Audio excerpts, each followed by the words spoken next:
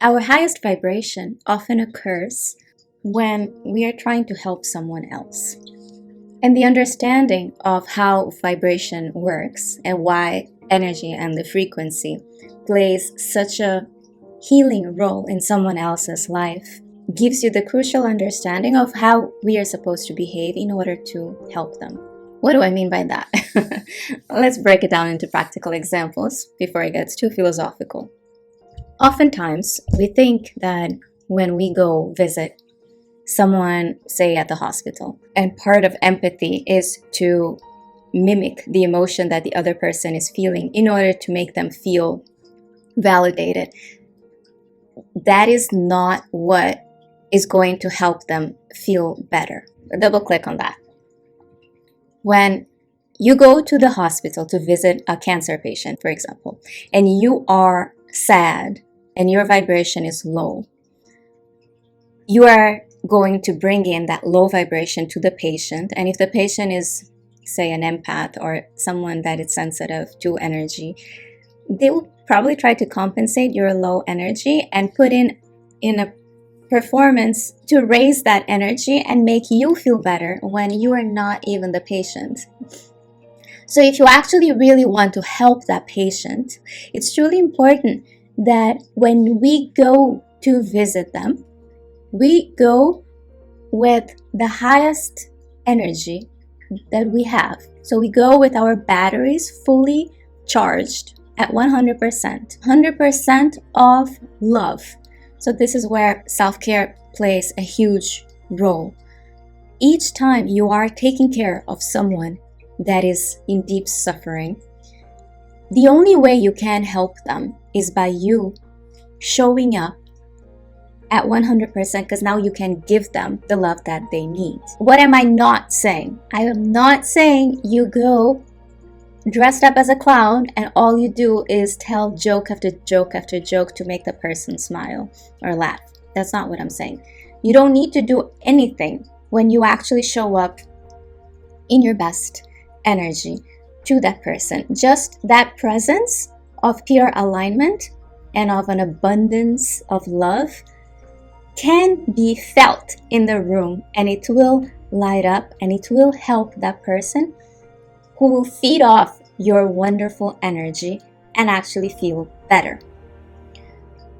So when you are showing empathy, that does not mean that you become an emotional mess if they are showing emotional messiness. No.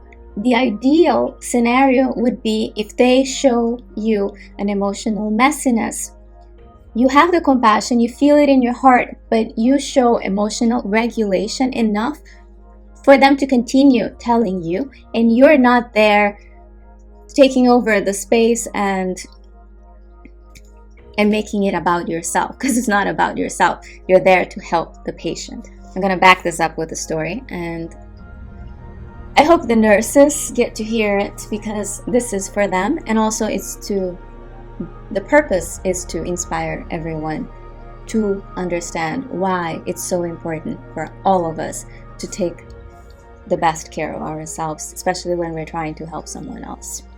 So almost a year ago, my beautiful daughter was in the ER, and from there things got worse and she had to be taken to, it's called PQ, in the middle of the night. That was very, very difficult, obviously, for me, since I don't like ICUs. My brother did not survive in the last visit when he was taken there. However, this time around, everything was different. The ICU for children is completely different than adult ICU. It's another vibration. Apart from science and medicine, what the entire staff truly understands is how energy also plays a role in healing. And therefore, all nurses go there. They show up with the top quality of health. I was amazed by the beauty of all the nurses. They were gorgeous, and at 3 a.m. they were very well taken care of. You could see that they were well rested. They had their nails done. They looked amazing. And they were so ready to give from a place of 100%. And the vibe there was super high, even though all the children that were there were in critical condition. And critical condition means you don't know if they will survive or not. Obviously, I was a mess. The environment felt more like a party.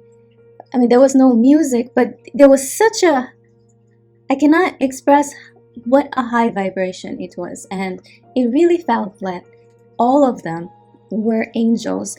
And it felt like, oh my God, this is what heaven is like. And I didn't want to leave because I've never been to a place that felt energetically so good.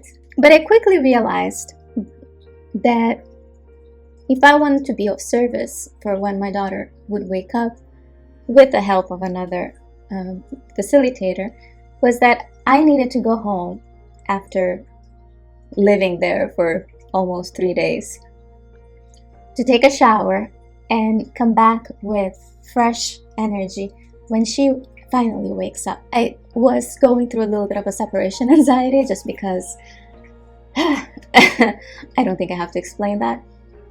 The reason why I wanted to make this topic a priority for today is to inspire if you are a mom or a dad, an auntie or an uncle of someone who is going through a hard time. The best way for you to help is truly to show up and take care of yourself before you show up. Don't show up without a shower.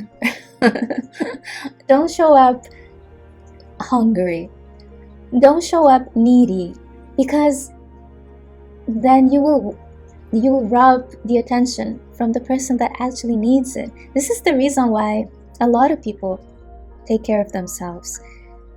And I think it's fair to say that my daughter and I, we probably added 11 years into my brother's life for showing up 100% each time we were with him.